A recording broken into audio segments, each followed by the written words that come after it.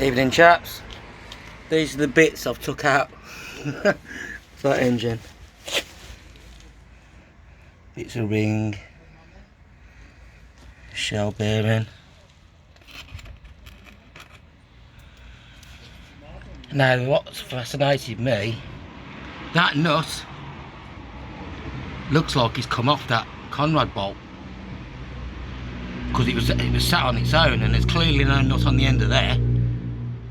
The other one snapped, but I reckon that come off. Here's the Conrad. Bits of piston, end cap.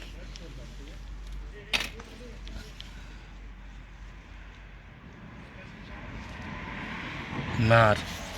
And I've just noticed, when you look in the engine, look at down number 2 bore if I can get it. It's that shiny bit there. That's one of the rings that's still actually in the bore.